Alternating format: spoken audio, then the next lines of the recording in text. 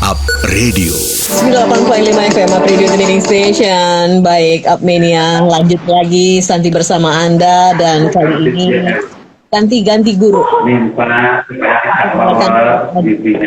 yang akan bersama kita dalam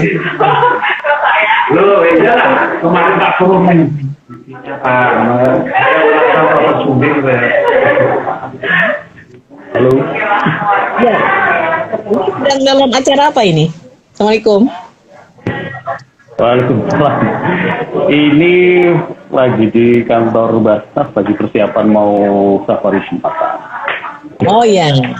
Jadi nanti ya sambil di jalan nggak apa-apa ya. Ini nanti kemana nih agendanya safari ceritanya Basnas? Hari ini ke Kecamatan Gunung Pati. Oh, Kecamatan ya. baik. Luangkan waktu.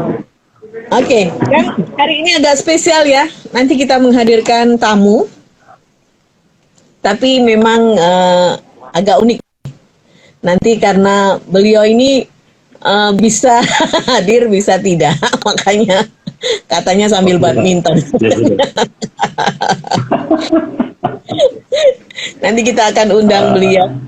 Dan hari ini kita akan mengangkat satu tema, Kang, yaitu dalam sebentar, saya buka dulu. Oke. Hari ini kita akan mengangkat satu tema di titik berangkat ini adalah sebentar Kang. Bagaimana menangkap esensi ya dari sebuah menentukan sesuatu. Nah, kita simak dulu ya Kang ilustrasinya. Wah, ini ada beberapa hal. Kurangkan sama Scott. Upmania, setiap perjalanan dimulai dari titik berangkat, dan setiap yang dimulai akan menuju titik akhir. Titik berangkat merupakan ruang refleksi mengasah kesadaran untuk menilik rute perjalanan hidup yang sedang kita tempuh menjadi pengingat akan tujuan akhir kita. Inilah Titik Berangkat bersama Fuad Adi, founder Cycle Institute.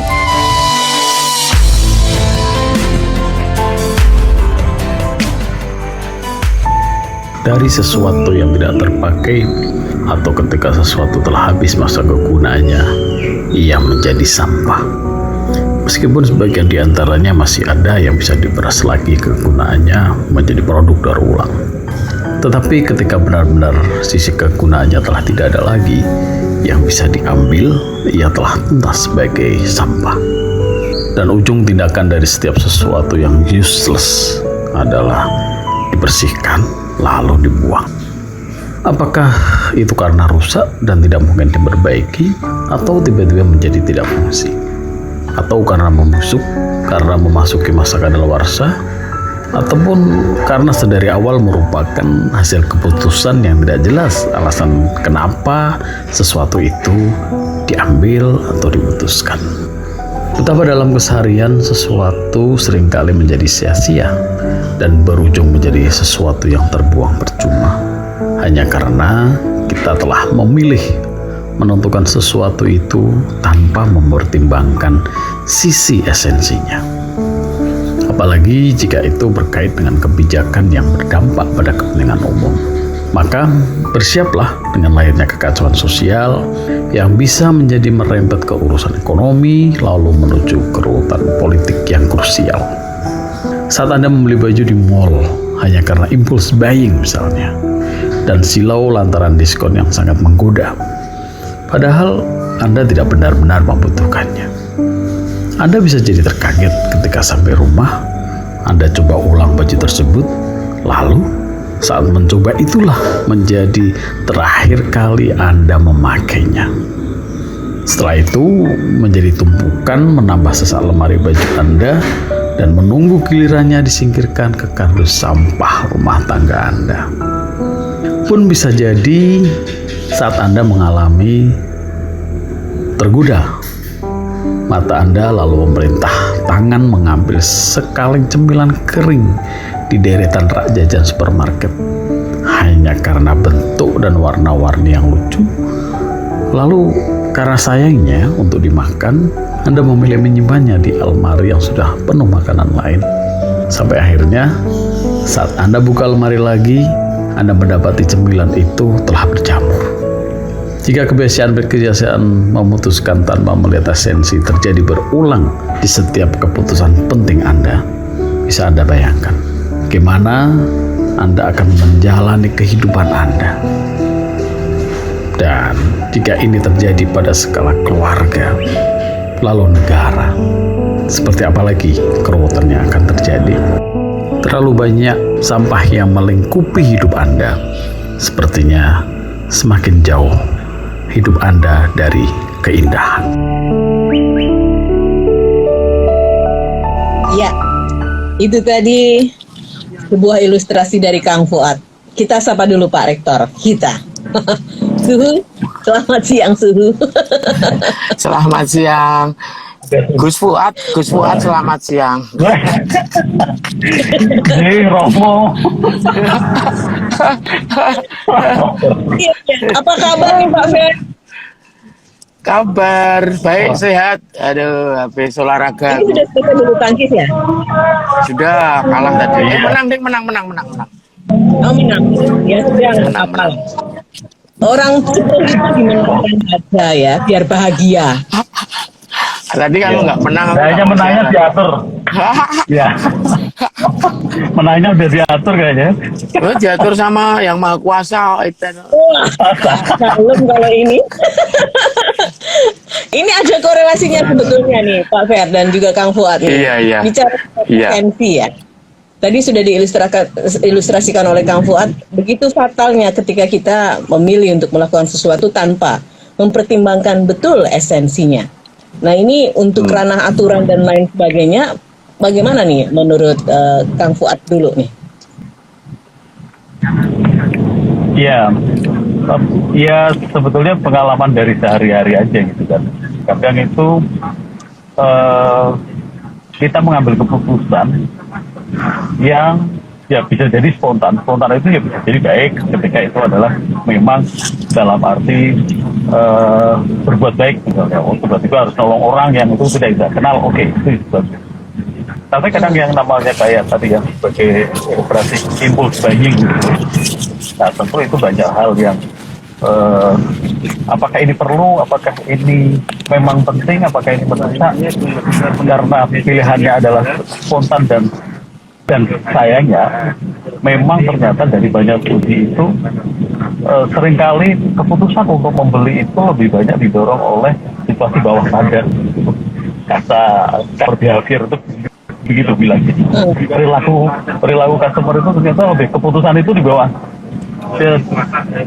tidak sadar gitu. Nah ini harus kita konfirmasi ke ahlinya gitu. Nah ini apakah memang perilakunya begitu sehingga maka akan sangat berbahaya kalau ini menjadi sebuah kebiasaan yang apalagi kebiasaan itu terjadi pada figur pengambil keputusan. Nah seperti seorang rektor ya kan, kalau kebijakannya itu tiba-tiba terus ternyata itu hanya pertimbangan yang cukup pendek, lah apakah begitu dari kebijakan ternyata nggak bisa diterapkan, nah ini akan berisiko. Iya.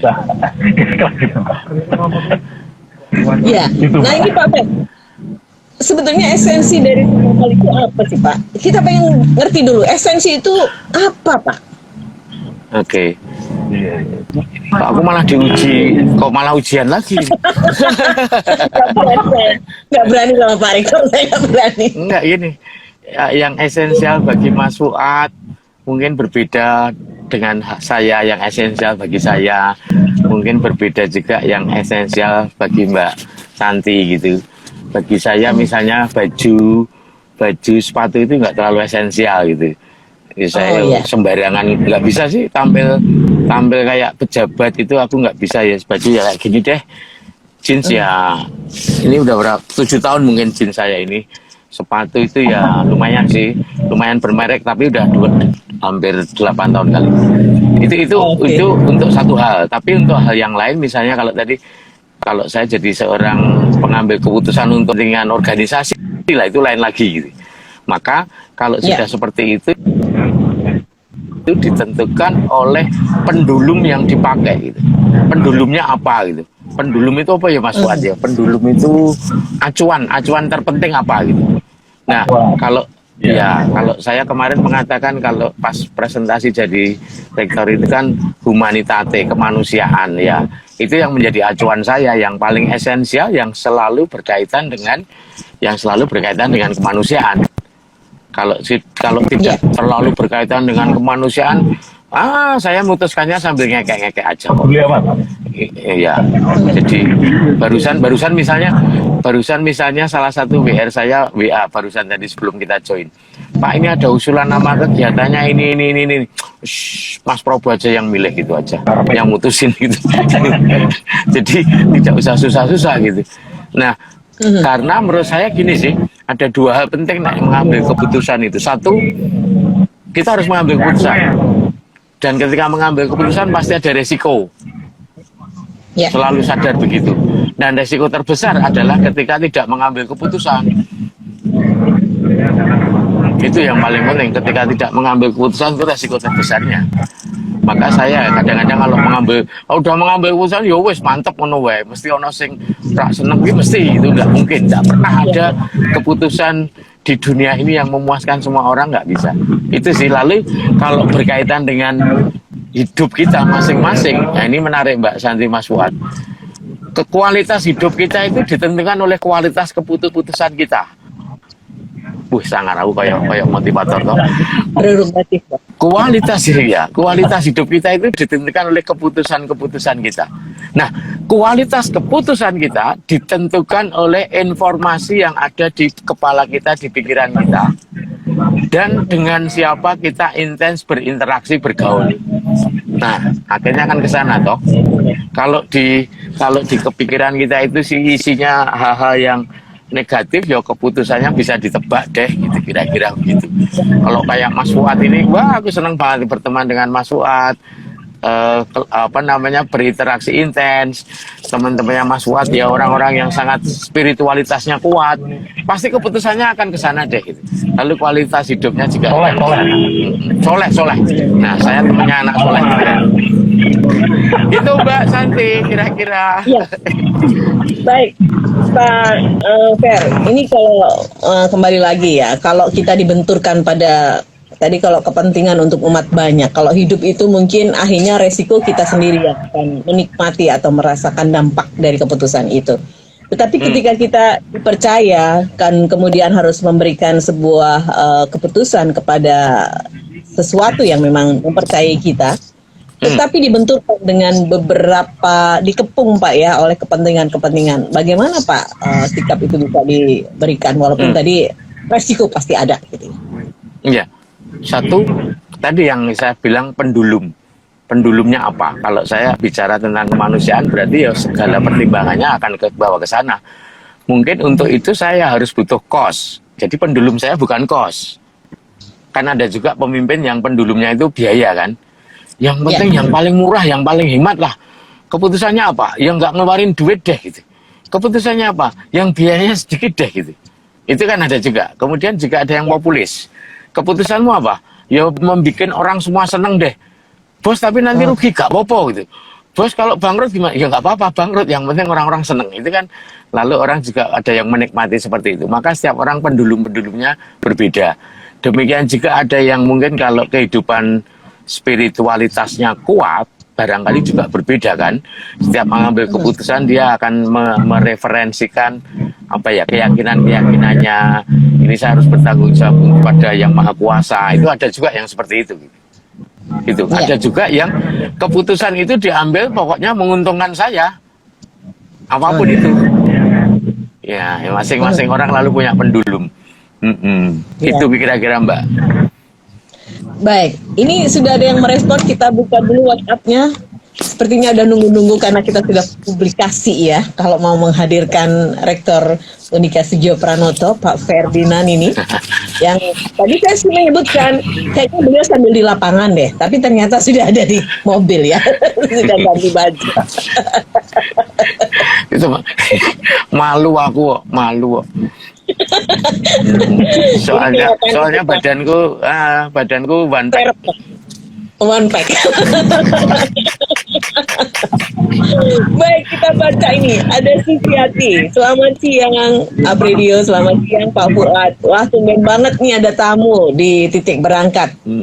Saya mau menanyakan tentang bagaimana sih Pak untuk bisa mereview kembali keputusan yang sudah kita ambil dengan merekonstruksi apapun itu sehingga hidup kita jauh lebih baik.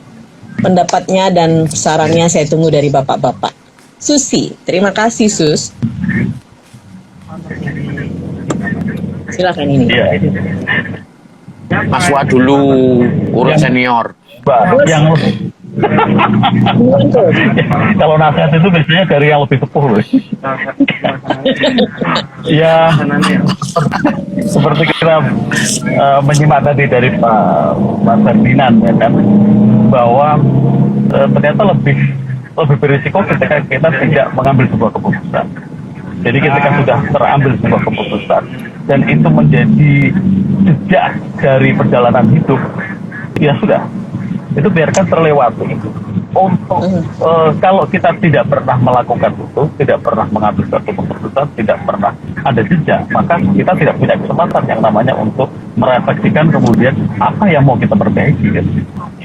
Jadi sebuah keputusan hari ini pun karena dalam keyakinan saya itu juga sebetulnya menjadi bagian dari garis yang itu harus dilalui. Jadi kalau kita melihat kemudian hari ini sebagai sebuah kesalahan yang harus diperbaiki, itu adalah menjadi kesempatan kita. Kalau kita tidak pernah mengambil sebuah keputusan, ya kita tidak akan pernah tahu seberapa jauh bahwa titik pijak kita itu menjadi tepat untuk sebuah langkah pijakan kita selanjutnya. Jadi enjoy saja dari apa yang sudah diputuskan. Yang penting adalah bahwa tidak pernah hilang yang namanya niat untuk terus bertumbuh menjadi lebih baik. Menurut saya sih begitu. Iya, itu ya. Nah, tetapi ada hal yang menarik dari Mas Ferdinand tadi, bahwa ternyata setiap keputusan itu mesti ada pendulum. Nah, ini yang bagi saya relevan, sangat relevan dengan kita bicara soal titik berangkat. Kita itu apa sih yang paling mendasari dalam diri kita gitu kan? Titik berangkat kita itu mau apa? Titik berangkat kita itu dari mana?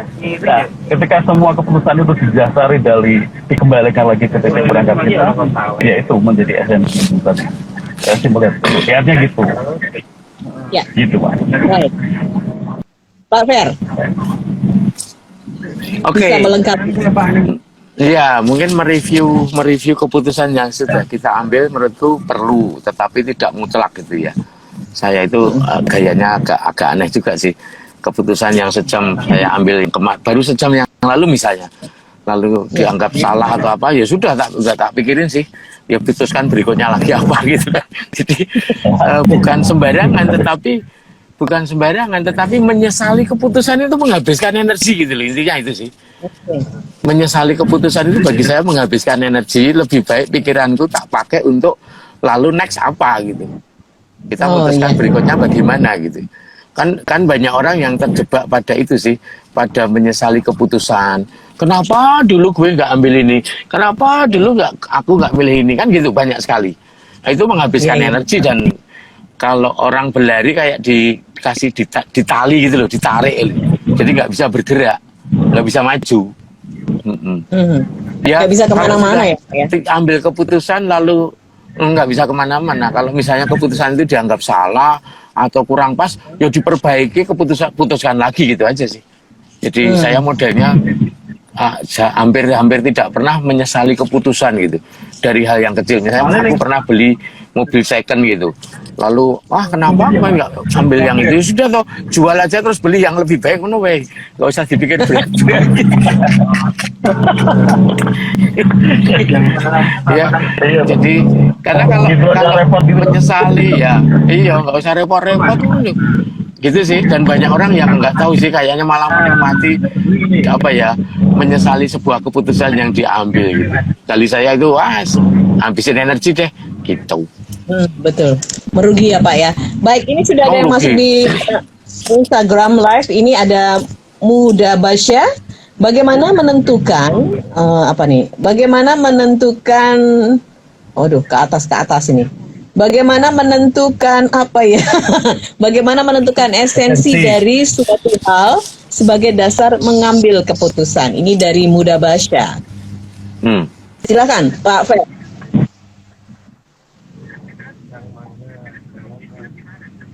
Ini kedua-duanya masih dalam perjalanan narasumber kami, tapi luar biasa ya. Mungkin Kang Fuad? Ya, menentukan esensi itu sebenarnya dari dalam diri kita itu sudah apa ya? Ya. Bahwa saya itu mau Ya. Ini agak terputus-putus dari Kang Fuad karena Putus ya, dalam Mas Fuad, perjalanan ya. ya. Ya. Ya. Baik, Pak Fer bisa melengkapi Pak Fer Oke. mungkin Pak Fer. Oke. Suara saya jelas? Suara saya jelas? Sudah jelas, Oh, oke. sudah jelas Pak. Oke. Sejelas Kalau saya, Mbak, ternyata. bagaimana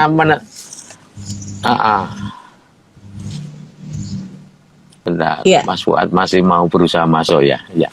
Kalau saya sih Mbak, setiap dari kita Iya. itu, ya, setiap dari kita itu pasti sudah punya pendulum kok.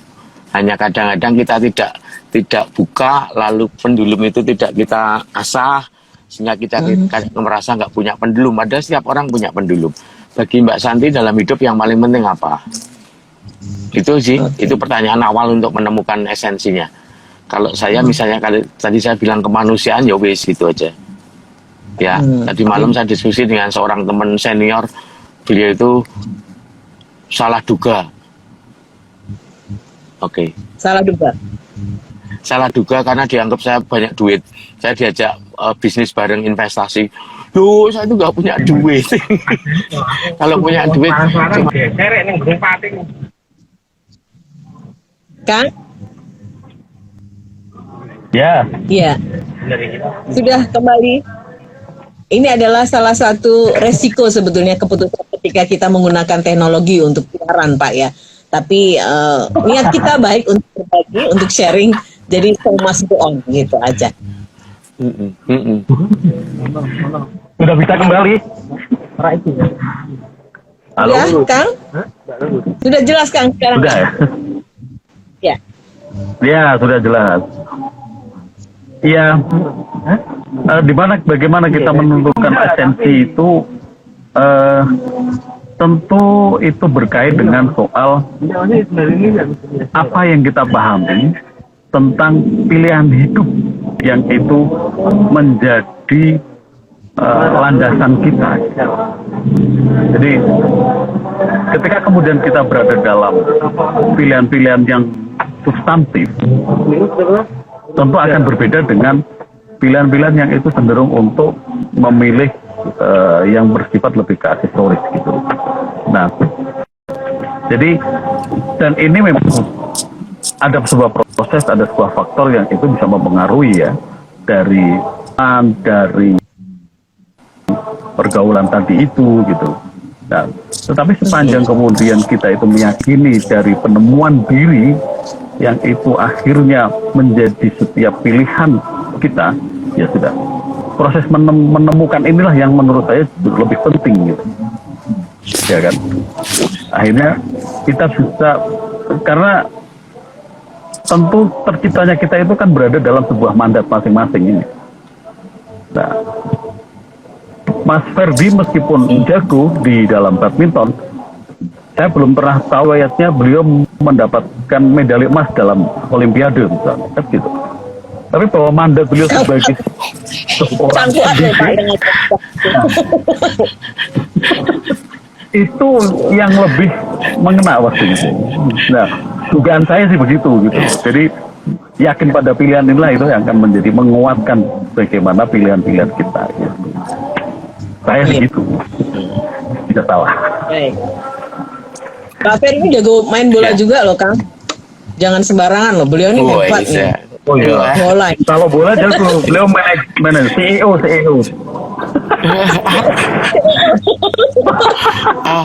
Aduh. Ini Iya, ini Mbak, mumpung sama kita ya, Kang Fuad ya. kita sama Pak Rektor Ya. kita ulas kupas tuntas. Pak, ini masih bersambung dari Buddha Baca, menegaskan bahwa esensi itu ternyata subjektif ya Pak, tidak Iya, harus iya. mengacu pada saja. Ya, ada hal-hal yang bersifat universal juga sih. Kalau bicara kemanusiaan itu kan universal. Kalau bicara tentang kasih itu kan universal gitu kan. Tetapi lalu setiap orang tadi memaknainya kan berbeda-beda. Kalau dalam bahasanya Mas Wat menemukan diri tadi loh. Saya akan menggunakan memaknai gitu. Bagi saya ya urip ki kudu tidak harus kaya gitu. Kalau saya itu gitu sih. Jadi apa ya wis ngene wae wis cukup wis seneng gitu. Jadi lalu tidak menjadi pendulum saya ketika mengambil keputusan. Ada orang yang mungkin orientasinya pendulumnya itu uripnya kudu sugih gitu loh. Semua harus mewah misalnya, itu juga nggak salah karena itu kan pilihan dia lalu yang dia tancapkan sebagai pendulum. Maka segala keputusan tentu dipengaruhi atau diarahkan oleh pendulum itu Mbak Santi gitu. Kayak Mbak Santi kan juga kayaknya sama dengan saya, nggak pengen kaya, tak lihat dari dulu yang nggak kaya gitu kan, berarti kan. Nah, iya dari dulu ya gitu terus kok gitu. Nah, ini kesempatan juga buat nyerang kita sebetulnya buat iya. ya. Pak Mer, ini kalau ada orang yang keliru Yang repot tentang itu- kita harus mengklarifikasi apa itu tidak berpengaruh gimana Pak? Sikap yang harus kita lakukan. Enggak, saya orangnya memang suka ngobrol sih, suka dialog, suka cerita gitu ya. Saya ekstrovert banget, jadi aku menerima dengan senang hati, dengan pikiran terbuka. Pak, keputusan Anda itu kemarin nggak pas. Wah, nggak pasnya di mana ya, Wak? Oke lah, terus api gitu. Begitu bilang api lalu sesuai dengan pendulum saya, sudah toh, oke, baik, gitu. Gak ada masalah gitu. Tapi aku nggak pernah mengatakan pokok men itu nggak pernah sih, hampir nggak pernah. Pokok men itu nggak pernah sih. Iya. Jadi dalam proses mengambil keputusan saya jauh lebih mudah karena kalau pokok men lalu ada orang tidak puas menutup pintu itu kan menurutku malah nambah masalah hidup. Ya. Karena saya menyadari betul apapun keputusannya. Misalnya ada 4 alternatif pilihan ya. Keputusan A, keputusan B, keputusan C, keputusan D. Nggak akan pernah Anda pilih salah satu. Ada yang nggak suka. Pilih B, ada yang nggak suka. Pilih C, ada yang nggak suka. Nah, ketika nggak milih, semakin banyak yang nggak suka, gitu kan. Jadi, ya sudah kita aja lalu tak dengerin dia. Kadang-kadang lalu kalau apa ya masukannya itu masuk akal, masukannya ya mengingatkan saya, oke, nggak masalah merevisi keputusan gitu. Intinya itu sih Mbak, model aku nggak tahu juga kok aku jadi begini gitu ya. Ya sudah mungkin bentukan masa remaja saya yang diberikan ruang bebas gitu mungkin sih. Gitu ya Pak. Jadi kalau trampolin itu loncatnya bisa sampai ke langit. Tuang ya. Iya. Baik. Kang Fuad, ini mungkin kan sudah sampai di mana nih Kang? Ini beliau lagi perjalanan Ini sudah. ke ini. Sudah sampai? Sudah sampai lokasi ini. Ya. Oh, sudah. Mau mana tuh Kang? Iya. Ke istana ya, istana presiden ya. Gimana Pak? Tak pikir ke istana presiden. Karena lebih baik Ke lagi istana nih Pak. presiden ternyata ternyata ke istana buah.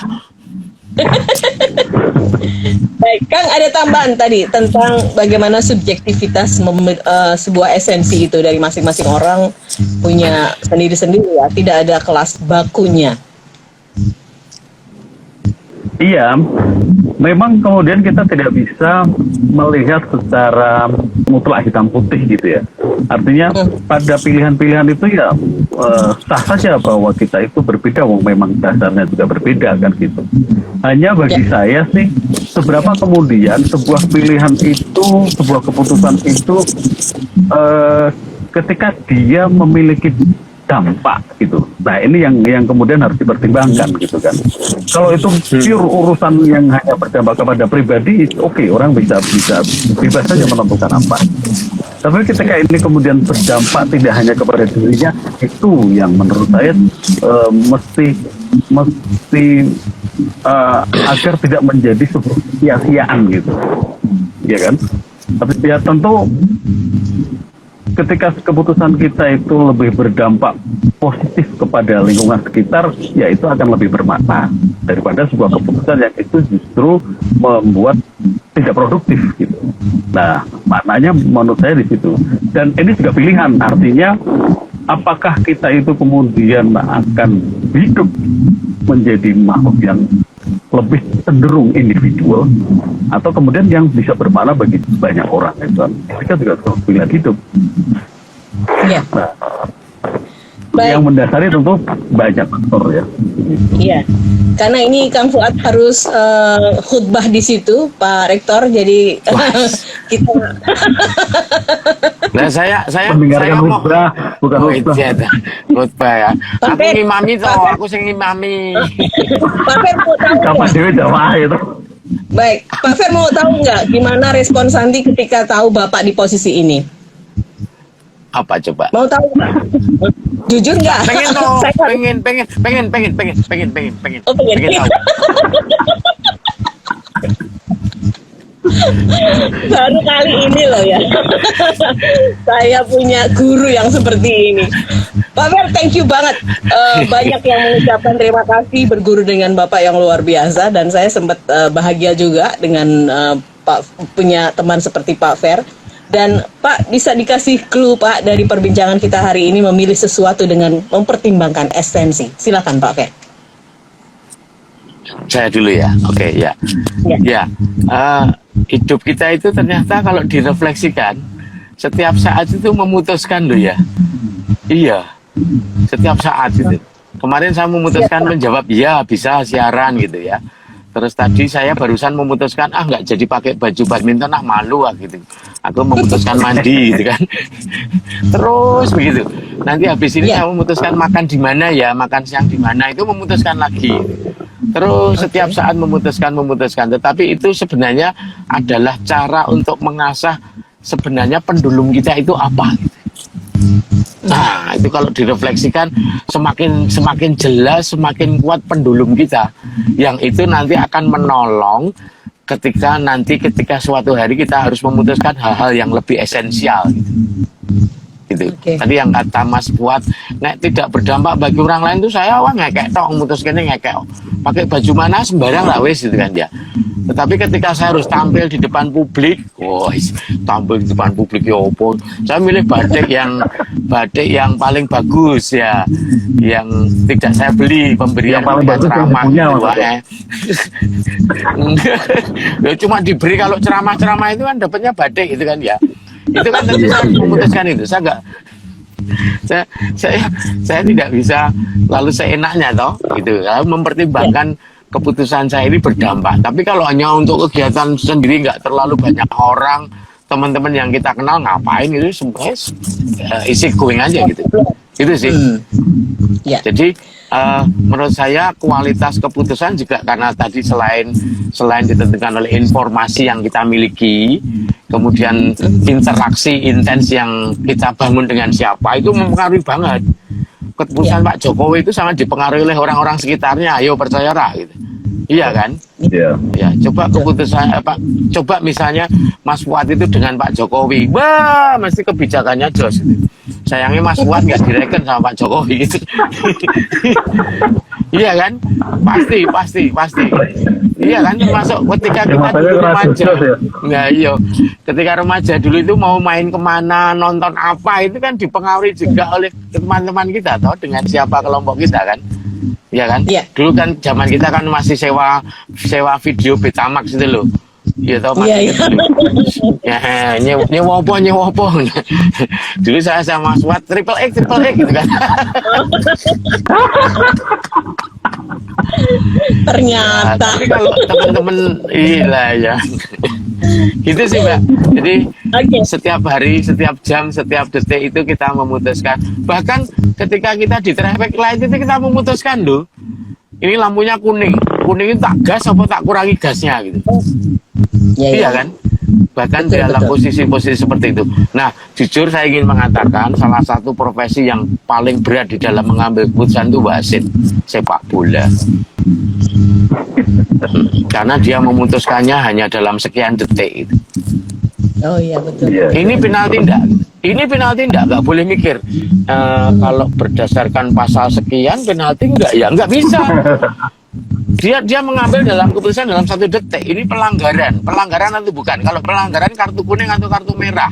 Tendangan bebas langsung atau tidak langsung, berat sih memang. Maka kalau saya sih ketika ada kesalahan wasit itu sangat bisa memaklumi. Kalau Pak Jokowi mau memutuskan kan bisa manggil staf ahlinya gitu toh.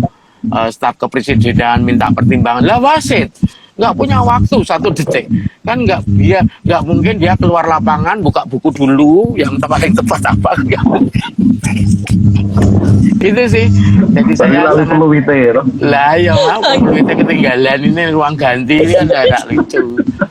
Jadi Baik. saya harus belajar banyak dari para wasit itu ya. Oke. Baik, Kang Fuad, silakan Kang.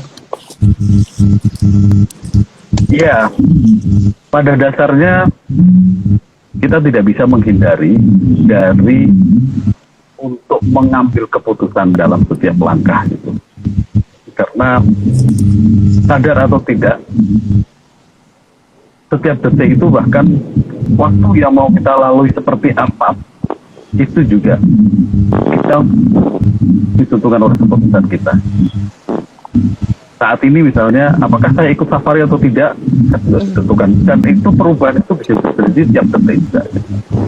Maka penting untuk kita bisa menemukan sebuah titik pijak, titik berangkat dalam hidup, sehingga keputusan itu menjadi pilihan yang tepat bagi mata diri kita. Saya kira itu, karena dari situ ya kalau bahasanya Pak Ferdinand itu ya menjadi bermakna lah. Meski kita juga bisa memilih untuk menjadi pribadi yang biasa-biasa saja. Terima kasih Kang Fuad. Terima kasih. Rektor. Ini jarang loh. Ada rektor yang mak jegagi mau tiaran coba. Kecuali Pak Fer. Ya rektor nggak ada kerjaannya kayak gini nih. Pak Fer, terima kasih banyak. Itu tadi. Sama-sama. Insyaallah ketemu lagi minggu depan dengan tema Sama-sama. yang Ya, atur Ya, dulu. ya, Ya, thank you. Oke, pamit ya. Oke ya. Monggo. Ya. Baik, demikian tadi kita sudah berbincang-bincang dalam titik berangkat kali ini yang luar biasa, kehadiran Rektor dari Unika Sigio Pranoto, Pak Ferdinand, dan juga Kang Fuad sebagai founder Cycle Institute. Kita ketemu lagi minggu depan ya Kang ya. Assalamualaikum Kang. Ya, Waalaikumsalam warahmatullahi wabarakatuh. Baik, Santi pamit, terima kasih, mudah-mudahan bermanfaat. Salam sukses juga dari Up Radio. Assalamualaikum warahmatullahi wabarakatuh. Disiarkan langsung dari Menara Universitas PGRI. Up Radio. Jalan Sidodadi Timur, nomor 24 Semarang. Inilah 98.5 FM. Up Radio, the main station.